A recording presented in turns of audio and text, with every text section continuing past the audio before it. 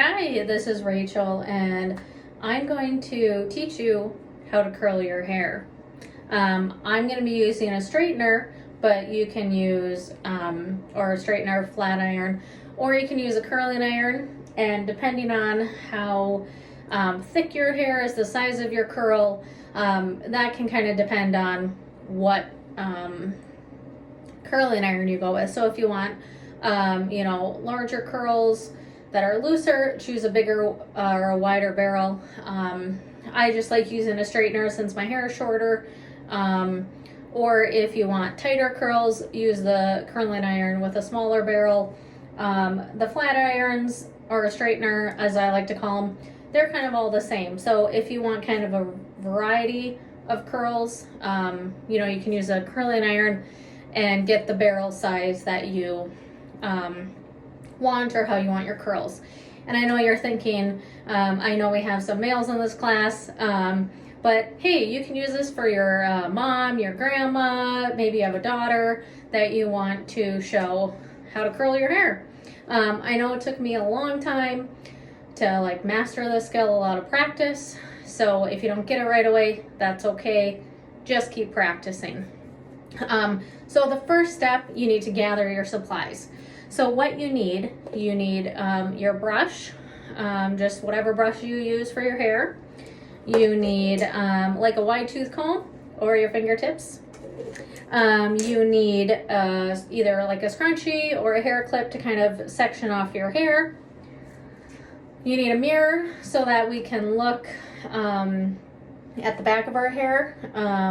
This is what I do so that I can make sure the back looks good. You need some volume spray, always a bonus. And then I just use some dry shampoo in there as well. And then of course you need your tool, either like I said, a flat iron or straightener or a curling iron. So that's the first step. The next step is important, of course. You want to make sure you turn it on or plug in, whatever you need to do. So plug in your straightener or curling iron. And then another important step, make sure you hit the power button. I have done that before where I've plugged it in, went and did something else, and then came back and realized, oh, I didn't even turn it on. So important step, make sure it's on, and then make sure it's at the temperature. It's hard to see, but there's different temperature gauges.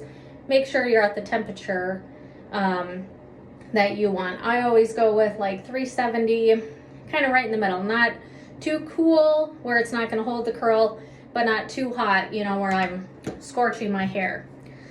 So while that's warming up, I like to put some dry shampoo kind of in my hair, just kind of spray it around, and then give my hair a good brush, just to make sure there's no snags or snarls.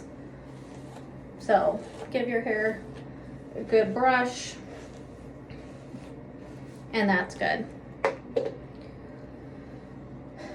And then you can section it off as well. So like I said, I just like to use a scrunchie. You can use a hair clip, whatever works for you. And since my hair is shorter, I like to just do about half up. I just kind of do like a half ponytail hair. If your hair is longer, and I know when my hair was longer, I would section more off so I could get more of the bottom. But if it's shorter, the curl, you don't need to do every little piece. I've noticed that from having short hair and long hair. So like I said, if your hair is longer, you can section more off, so you make sure you're getting every layer of your hair. So my straightener is on, it is ready. So I just kind of go around my head. This part's the kind of tricky part and took me a while to do, but this next step, we're going to start curling our hair. So, and I'm kind of looking in the mirror and while I'm recording, but so just take kind of a little section, and then for me, I like to go away from my face, and then you're just kind of twisting and pulling down. So I know it's away from my face because this straightener is going away and my hair is going away as I curl it. I just like that the way that looks. You can play around with different ways. Say I were to go the other direction, that would be towards my face. If I turn the straightener this way to start, the curl would go towards my face. So again, I like to go away from my face, and you just kind of twist and pull down, and you have a curl here. So we'll do another piece here. I just kind of like going around. I don't grab too big of a strand, otherwise it gets hard. And again, I just keep going away from my face. And there, oh, that's a little of a tighter curl. Sometimes if it's too tight, you can just kind of straighten it out. But we'll get to the part where we make it all look cohesive. So we'll just do a couple more. Again, I just grab a piece. Doesn't have to be too thick. The thicker pieces, or like the more hair you grab, the larger, you know, the section of the curl will be. So again, away and just kind of pulling down. So this part was always tricky for me because I was like, why doesn't ever look the same? So now on this side, and if you need to, you can always brush kind of in between to make sure there's no snags. So now this side, to get it to look the same, we have to do the opposite. And I feel silly admitting it, but it took me a while to do that. So this side, we have to move our wrist the opposite direction, right? So kind of get it ready, and then we're going away. See how the hair is going away? And then we just kind of pull down. So now I'll show you, say I were to go the same way as I did on the other side. See how I'm going, it ends up being towards my face, and the curl doesn't look the same. This top part is going a different direction. So like back here, if you wanted to mix it up and switch the curls, you certainly can. I like to just keep them all going the same direction.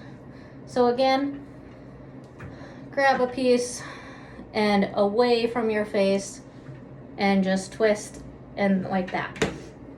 I'll only do a couple because we got to get to the end here. So again, I just like to kind of, once I take that out, just brush a little bit without getting the bottom curls. So again, take a section. We're over here, so we're going away from the face. See how that turned out? Again, we're just going.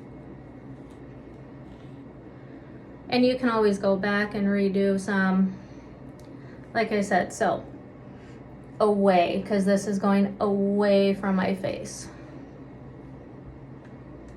We got some nice curls, so we'll do the other side. Again, just take a little strand and we're going away. So this side's always a little harder for me because I have to think, like, how do I want to place the curling iron or straightener? So again, like for me, I always have to place it, and then I always got to switch my hand around. So whatever is comfortable for you though. And sometimes they don't turn out, and I just kind of redo it. So again, we're going away from the face and just pulling down. We'll do one more here. So not too thick again. I know I keep saying it, but we're going away from the face. And it's so true, there's always one side that's easier. So this side's my harder side, and this side always turns out better. Don't know why. So now we gotta let these cool for a minute. So you can either, you know, if you need to put your makeup on, or grab a snack, grab a cup of coffee, or sit down for a minute, whatever you wanna do while your curls cool is just fine. So we'll just kind of pretend like they're cooled off. So then the next step, after you let your curls cool, I always just take my fingers and just kind of gently go through my curls. You could also brush it. So this helps just separate the curls. If you want the tight curl look like the spiral curl look, certainly you don't have to do this. But if you want them kind of loose, just go like that. And then I always, the next step after that, throw in some volume spray. So again, I just kind of lift up spray. And if you don't like spray, you know, hairspray or volume spray, dry shampoo, you can skip those steps. So there we have our curled hair look, kind of the loose waves, and this just works for me with my shorter hair. And the last most important step, besides turning it on, is turning your curling iron off. So we have it off, we have it unplugged, and I hope you enjoyed. Thanks.